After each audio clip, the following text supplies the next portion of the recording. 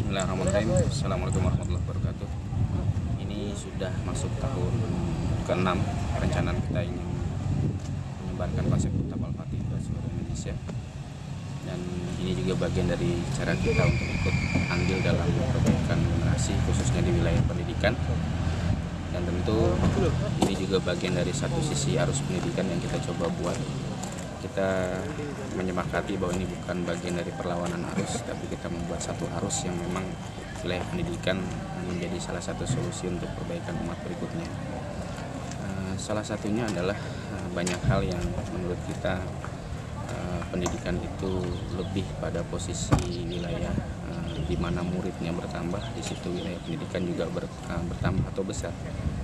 Yang kita inginkan lahirnya pendidikan di balik ini adalah wujud kesadaran masyarakat bahwa wilayah mendidik ini bukan hanya selesai di wilayah sekolah atau wilayah lembaga pendidikan, tapi di dalamnya ada keterlibatan beberapa elemen. Ada keterlibatan orang tua sebagai orang tuanya peserta atau orang tuanya wali murid atau orang tuanya murid itu sendiri. Ada di dalamnya juga guru sebagai orang yang akan memberikan ilmu. Juga ada masyarakat sebagai lingkungan di tempat mereka belajar. Nah, harusnya elemen-elemen ini saling terkait di antara mereka sehingga kesadaran orang muncul bahwa akhirnya sebuah pendidikan bukan hanya tempat sebagai tempat penitipan anak atau tempat anak dititipkan lalu orang tuanya tidak konsentrasi di wilayah pendidikan ini. Sehingga dalam pemberian Kitab Al-Fatih khususnya kita tidak terbiasa dengan hal yang sifatnya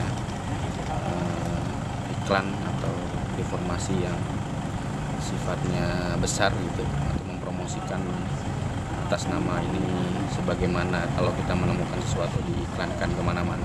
Tapi justru ini harusnya dibangun dari bagaimana kehadiran orang tua datang ke Kutab, dia sadar bahwa di dalamnya memang ini peran kita bersama. Sehingga nanti berjalannya pendidikan itu seiring dengan perjalanan kesemangatan para orang tua tentang kesadarannya dia mendidik putra dan putri mereka.